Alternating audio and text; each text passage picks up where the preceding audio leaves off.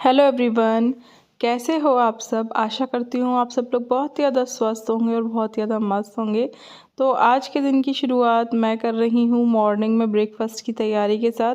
और मैंने ना एक रात पहले काले चने भिगो दिए थे, क्योंकि मुझे मॉर्निंग में ब्रेकफास्ट में काले वाले चने बनाने थे। तो इनको एक रात पहले ही भिगोना पड़ता है। और फिर सुबह उठ कर ना मैंने सीटी चढ़ा मतलब लगाने के लिए रख दिया था गैस पर इसको। ये 3-4 सीटी में ना उबल जाते हैं। तो एक तरफ मैं ये कर रही थी और एक तरफ ना मैं जो एक दिन पुराना दूध था ना उसको छान कर मलाई अलग कर रही थी, और जो बचा हुआ दूध था उसको अलग कर रही थी, जिससे कि या तो दही जमा लेंगे या फिर चाय वगैरह में यूज़ हो जाएगा। और दूध वाले भैया दूध भी लेकर आ चुके थे, तो वो भी मुझको बॉईल करना था।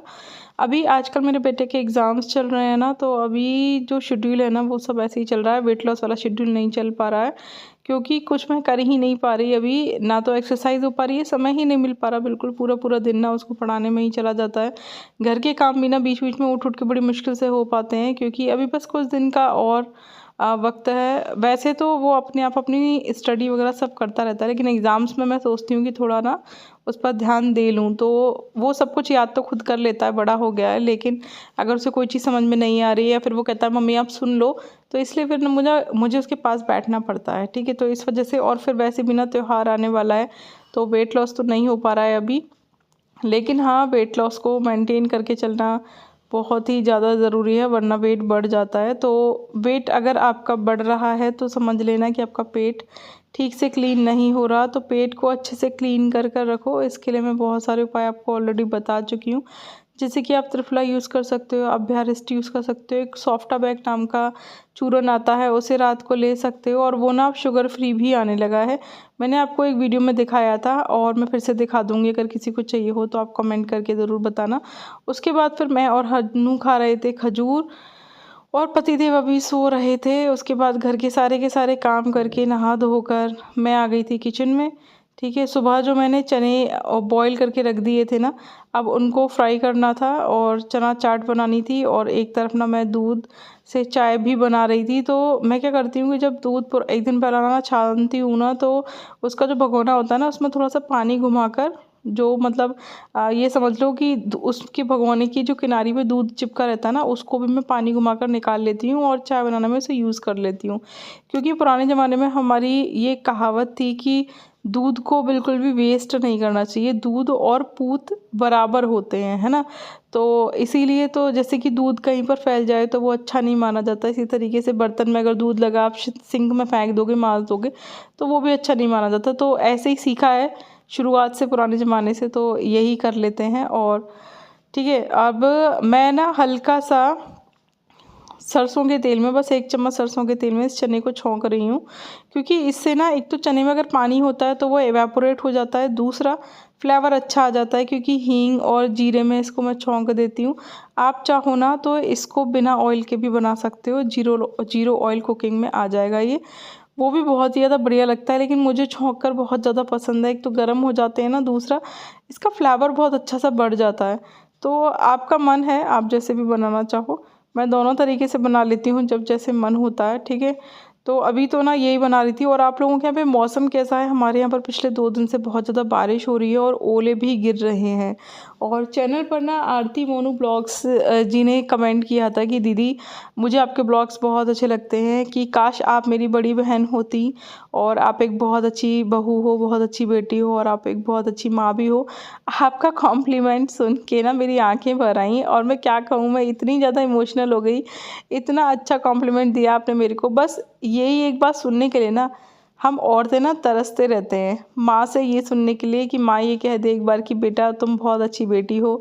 हमारा बच्चा हमसे एक बार ये कह दे कि माँ आपसे अच्छी कोई माँ नहीं है। और हमारी सास हमसे ये कह दे कि तुम बहुत अच्छी बहू हो। बस यही सब कुछ सुनने के लिए ना कान तरसते रहते हैं। बट वो कहते हैं कि नहीं, वो सब बात की बात है, लेकिन आपने एक ही बात में तीनों बातें बोल दी। मैं क्या कहूँ इस बात को, जितना ज़्यादा मैं सोच रही हूँ ना, उतना ही ज़्यादा मुझे अंदर से बहुत ज़्यादा प्राउड फील हो रहा है कि मतलब मुझे इस लायक आप लोग समझते हो। मुझे बहुत ही ज़्यादा खुशी मिलती है। और मैं सच बताऊँ, देखो यूट्यूब चैनल हर कोई खोलता है अर्निंग के लिए। ठीक है, मैं झूठ के बोलूँ आपसे, कोई शौक थोड़ी ना होता कि कोई इतनी मेहनत करता है। ठीक है, हर कोई यूट्यूब चैनल अर्निंग के लिए खोलता है, लेकिन वो अर्निंग जो आती है वो अलग चीज़ है। लेकिन आप लोगों से जो इतने अच्छे अच्छे कॉम्प्लीमेंट्स मिलते हैं ना, असली अर्निंग मेरे लिए ये है। आप लोगों का प्यार, सपोर्ट, ब्लेसिंग्स, ये मेरे लिए सबसे बड़ी अर्निंग है और मैं जीवन भर इसको कमाना चाहूँगी। हमेशा चाहूँगी कि आप लोग मुझे ऐसे ही प्यार करें, ऐसे ही सपोर्ट करें और ऐसे अच्छे अच्छे कॉम्प्लीमेंट्स दें। आरती जी, मैंने आपका ये जो कॉम्प्लीमेंट है इसका स्क्रीनशॉट लेकर अपने स्टेटस पे लगाया था, व्हाट्सएप पे भी, फेसबुक पे भी, सब पे लगाया था। काफ़ी सारे लोगों ने बहुत अच्छे अच्छे कमेंट किए, बहुत सारे लोगों ने पूछा कि कौन है ये, बहुत सारे मैसेजेस आए उसके ऊपर। तो बहुत अच्छा लगा मुझे। आज का मेरा पूरा दिन बहुत ही ज़्यादा अच्छा गया। सुबह ही आपका ये मैसेज पढ़ा मैंने और मेरा पूरा दिन बहुत ही अच्छा बन गया। तो ये मैं इधर बना रही थी चना चाट। ठीक है, चना चाट मैंने आपको दिखा दी कि मैंने कैसे फ्राई किया और देन फ्राई करके उतार लिया। उसके बाद मैंने इसमें टमाटर डाला। आप चाहो ना तो आप इसमें प्याज भी ऐड कर सकते हो, बट मेरे पतिदेव नहीं खाते ना प्याज, मैं आपको बहुत बार बता चुकी हूँ, तो मैंने इसलिए प्याज ऐड नहीं किए। मैं कभी कभी अलग से ना प्याज फ्राई करके डाल लेती हूँ। कच्ची प्याज ना मुझे कम पसंद है, तो मैं कम ही खाती हूँ, क्योंकि शादी से पहले ना मैं खाती थी बहुत प्याज। मेरे पीहर में खाते हैं सब, लेकिन शादी के बाद क्योंकि पतिदेव नहीं खाते और ससुर जी भी नहीं खाते ना, तो मेरी प्याज की आदत छूट गई, क्योंकि उन लोगों के लिए बिना प्याज का खाना बनाती थी। तो बस हम लेडीज़ के अंदर ये कैपेबिलिटी होती है कि हम लोग एडजस्ट कर लेते हैं, मतलब जो सबको पसंद है वही हमको पसंद है। तो बस सब लोग बिना प्याज का खाना खाते थे, तो मैं भी बिना प्याज का खाना सीख गई। तो अब कुछ इस तरीके की हैबिट डल गई है पिछले 15 सालों में कि अब मन ही नहीं करता कि कोई चीज़ प्याज में फ्राई की जाए। लेकिन अब मेरा बेटा बड़ा हो रहा है, वो ना अपने दोस्तों के टिफ़िन में प्याज का खाना खाता है, तो वो मुझसे कहता है, तो मैं कभी कभी अलग से फ्राई कर लेती हूँ अपने और हन्नू के लिए कोई चीज़। ठीक है, और ये ना मेरी देवर देवरानी की एनिवर्सरी है नेक्स्ट डे, तो मैंने उनके लिए मीशो से गिफ्ट्स मंगाए थे। तो मैंने देवर के लिए तो मंगाए थे बेला विटा के परफ्यूम, जो उनको बहुत ही ज़्यादा अच्छे लगे, और देवरानी के लिए ना मैंने ये चूड़ा सेट मंगाया था, प्लास्टिक का है ये भी मीशो से मंगाया था। इसमें 3 कलर के चूड़े हैं, मतलब आप ना इनको अलग अलग भी पहन सकते हो साड़ी के मैचिंग से, और चाहो ना तो आप इसको एज अ लच्छा बनाकर पहन सकते हो। अब अगर आप लोग मेरी तरह बाशने, बनिया हो, अग्रवाल हो, तो आपको पता होगा कि लच्छा क्या होता है, लेकिन शायद किसी को ना पता हो, इसलिए मैं आपको ना पहन कर दिखा रही हूँ कि लच्छा कुछ इस तरीके से 3 कलर का बनता है। ठीक है, तो आप ऐसे भी पहन सकते हो कॉम्बिनेशन बनाकर। ठीक है, बहुत ही ज़्यादा बढ़िया लग रहा था ये, लेकिन मेरी देवरानी को ना पसंद नहीं आया ये, तो मैंने फिर इसको रिटर्न कर दिया है। अब मैं उसके लिए कुछ और गिफ्ट मंगाऊंगी। मैंने उसको ना पहले कुछ, मतलब 2 साल पहले ना एक और भी चूड़ा सेट दिया था, तो उसने कहा भाभी वो भी चल रहा है, तो उसको थोड़ा कम पसंद आया। और ये मैंने एक हेड मसाजर दिया था जो उसको बहुत ज़्यादा पसंद आया, तो वो उसने रख लिया। तो अभी उसके लिए कुछ और ऑर्डर करेंगे जो उसको अच्छा लगेगा, बाद में कर लेंगे वो। तो अभी ना ये सब करने के बाद मैं आ गई थी किचन में वापस, क्योंकि मुझे बनाना था खाना। ठीक है, तो मैंने सब्जी कट कर ली थी, मैं आपको दिखा रही हूँ। मैं बना रही थी टमाटर मटर आलू की सब्जी रसीली, और बना रही थी मैं पराठे। ठीक है, तो मैं किचन में आ गई थी और यार मेरे सर में ना इतना ज़्यादा दर्द हो रहा था कि मैंने ना अपने बाल खोल लिए थे, काट नहीं रखे हैं बट ऐसे ही खोल लिए थे। बहुत ज़्यादा रिलैक्स मिलता है। एक तो ना खुले बालों में ना मुझसे किचन में काम नहीं होता, और किचन में क्या मुझसे कुछ भी काम नहीं होता खुले बालों में। इसीलिए ना जैसे ही मेरे बाल बढ़ जाते हैं ना, मैं कटिंग करा लेती हूँ, और मैं अपने बालों से बहुत ज़्यादा पक गई हूँ। मेरे बाल 1 साल में फिर से लंबे हो जाते हैं। मैं हर साल अपने बालों की कटिंग कराती हूँ, बाल फिर से लंबे हो जाते हैं। तो अब मैं सोच रही हूँ कि होली से पहले ही अपने बालों की कटिंग करा लूँ। आप लोग अगर मेरे पुराने सब्सक्राइबर्स हो तो आपको मेरी वीडियोस में मेरे बाल छोटे बड़े दिखते रहते होंगे, क्योंकि मैं हर साल ही अपने बालों की कटिंग या तो खुद से कर लेती हूँ। मैंने आपको सिखाया भी है कि घर पे ही 3 स्टेप कटिंग कैसे कर सकते हो, और वो वीडियो भी बहुत ज़्यादा वायरल हुई थी। अगर आप लोगों को उसका लिंक चाहिए हो तो कमेंट करना, मैं कम्युनिटी में फिर से पोस्ट कर दूँगी। आप घर पर ही अपने बालों की कटिंग कर सकते हो, अपने बच्चों के बालों की कटिंग कर सकते हो। मैं बहुत बार अपने बाल काट चुकी हूँ, देवरानी के बाल काट चुकी हूँ, मम्मी के बाल भी काट चुकी हूँ। बहुत ही ज़्यादा बढ़िया कटिंग होती है, बट कभी कभी मन करता है कि चलो बाहर जाके कटाते हैं। तो इस बार मैं सोच रही हूँ कि पार्लर पर जाकर कटा कर आती हूँ। तो भी मैं एग्ज़ाम जिस दिन मेरे बेटे के ख़त्म होंगे ना, उसी दिन जाके कटिंग कराऊंगी। मैं ना बहुत जल्दी बोर हो जाती हूँ एक ही चीज़ से, मुझे चीज़ें चेंजिंग में पसंद है। तो अभी काफ़ी टाइम से ना लंबे बालों से पक गई हूँ। अभी ना ऐसा लगता है कि बाल नहीं होने चाहिए यार। मैं कभी कभी सोचती हूँ कि अगर दुनिया में सबके बाल ना होते तो कितना अच्छा रहता ना, ना बाल काटने का झंझट, ना खाने में बाल गिरने का झंझट और बहुत सारा समय भी बच जाता है ना। क्योंकि लंबे बालों को रखने के लिए और लंबे बालों की केयर करने के लिए बहुत मेहनत लगती है, बहुत सारे प्रोडक्ट्स वगैरह भी यूज़ करने पड़ते हैं, वो सब कुछ भी बच जाता, बहुत सारी मेहनत बचती और लोग कुछ और भी कर पाते जीवन में। आप में से कितने लोग मेरी इस बात से सहमत हो ये भी मुझे कमेंट करके ज़रूर बताना, क्योंकि मेरे ख्याल और मेरे आइडियाज़ मुझे लगता है किसी से भी मैच नहीं करते, कुछ अलग ही दिशा में वो भागते रहते हैं। बट मुझे लगता है कि अगर ये सब चीज़ें हम नहीं सोचेंगे तो और कौन सोचेगा, क्योंकि दिमाग तो भगवान ने हमको ही दिया है ना।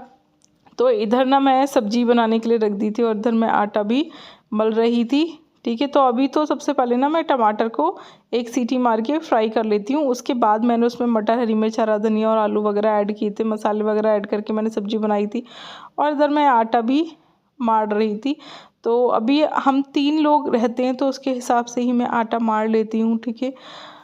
विनीता जी ने चैनल पर एक क्वेश्चन किया था कि वो प्रेग्नेंट हैं और उनको आजकल बहुत ज़्यादा वोमिटिंग फील होती रहती है। तो देखो, अगर आप प्रेग्नेंट हो तो आप वोमिटिंग के लिए ना ज़्यादा चीज़ों को यूज़ नहीं कर सकते, ना तो आप ज़्यादा टैबलेट्स वगैरह खा सकते हो। अगर आपकी डॉक्टर ने आपको टैबलेट बताया तो ठीक है, अदरवाइज़ आप ना तो ज़्यादा टैबलेट्स खा सकते हो, ना ही ज़्यादा होम रेमेडीज़ को यूज़ कर सकते हो। तो अगर आप प्रेगनेंसी में हो और आपको वोमिटिंग की दिक्कत है तो आप एक काम करो, आप नींबू के अचार को मतलब चूसो, चाटो, है ना। तो उससे ना धीरे धीरे वोमिटिंग बंद हो जाती है और आप इसको दिन में 3-4 बार कर सकते हो। इसके अलावा अगर आप और कुछ चीज़ें यूज़ करोगे तो कुछ चीज़ें गर्म होती हैं, कुछ चीज़ें ठंडी होती हैं, वो दोनों ही आपको नुकसान कर सकती हैं। लेकिन अगर आप प्रेग्नेंट नहीं हो तो मैं आपको एक नुस्खा बता रही हूँ जिससे आपकी वोमिटिंग 100% रुक जाएगी। आपको 2 लौंग और 2 इलायची को कूट कर 1 कप पानी में उबालना है, उसे आधा होने तक उबालना है, देन छान के पी लेना है। इससे आपकी वोमिटिंग बिल्कुल रुक जाएगी। लेकिन ये नुस्खा आपको तभी ट्राई करना है जब आप प्रेग्नेंट नहीं हो, ठीक है। प्रेगनेंसी में इस नुस्खे को बिल्कुल भी ट्राई मत करना, क्योंकि गर्म होता है तो कुछ भी नुकसान हो सकता है, ठीक है। तो प्रेगनेंसी के लिए बेस्ट तरीका है कि आप नींबू के अचार को चूसिए, उससे डाइजेशन अच्छा होगा, ठीक है। वोमिटिंग भी रुक जाएगी।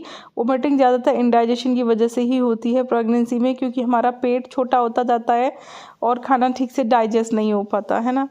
तो इधर मेरा खाना बनकर तैयार हो चुका था, ठीक है। और मैं इधर ना केले मेरे पास 2 रखे हुए थे जो कि पुराने केले थे, है ना। मतलब पुराने केले का ना क्या होता है, छिलका काला हो जाता है लेकिन केले अंदर से ठीक थे। तो मैंने सोचा कि इनकी ना मीठी सब्जी बना लेती हूँ। मुझे बहुत ही ज़्यादा पसंद है, जैसे कभी आलू के पराठे वगैरह बने हो ना तो उससे बहुत ही ज़्यादा टेस्टी लगती है। तो मैं दही की जगह ना ये ही खा लेती हूँ, ठीक है। आजकल ना मेरे जॉइंट में बहुत ज़्यादा पेन हो रहा है, तो मैं दही को भी इग्नोर कर रही हूँ थोड़ा सा। बहुत ही ज़्यादा पेन है आजकल मेरे पैरों में, पता नहीं क्यों। मुझे ऐसा लगता है मैं एक्सरसाइज करती रहती हूँ और अपने वेट लॉस चूरन वगैरह खाती रहती हूँ तो मैं बिल्कुल ठीक चलती हूँ।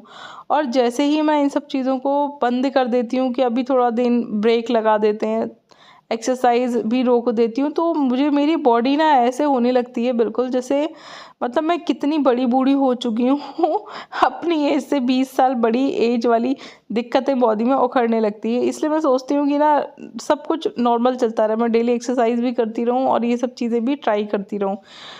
लेकिन बीच बीच में आपको ना ये सब चीज़ें थोड़ा थोड़ा रोकनी चाहिए, ठीक है, वरना बॉडी को इन सब चीज़ों की आदत भी पड़ जाती है। और चीज़ें बदल बदल के भी ट्राई करनी चाहिए, ठीक है, जिससे कि बॉडी को इसकी परमानेंट आदत ना पड़े। तो इधर मैं ना ये केले की सब्ज़ी बना रही थी और मैं आपको दिखा रही हूँ कि इसे कैसे बनाते हैं।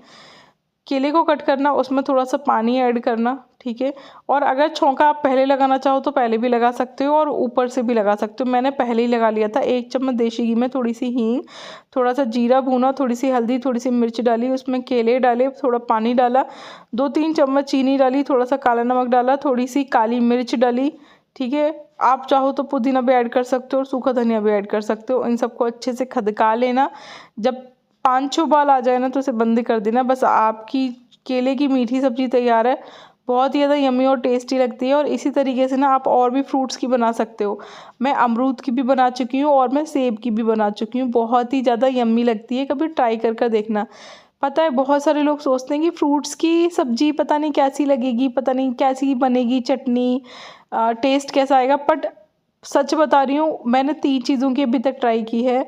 मैंने आपको बताया ना, अमरूद की यानी गुआवा की, और केले की यानी कि बनाना की, और मैंने एप्पल यानी कि सेब की, तीनों की बना के ट्राई की है और बहुत ही ज़्यादा डिलीशियस लगती है। बस अमरूद की जब बनाना हो तो उसके बीज निकाल देना, वरना फिर वो ना मुंह में चबाने में आते हैं तो वो थोड़ा अच्छे से नहीं लगते, ठीक है। और इधर ना ये मैंने दही जमा दिया था, और इस बार ना दही मैंने हॉट पॉट में जमाया था क्योंकि दही ना लोटे में बहुत ज़्यादा देर में जम रहा था, 2-2 दिन में जाके दही जम रहा था। तो मैंने हॉट पॉट में जमाया था और हॉट पॉट में बहुत ही ज़्यादा बढ़िया दही जमता है, एकदम चक्का दही, ठीक है।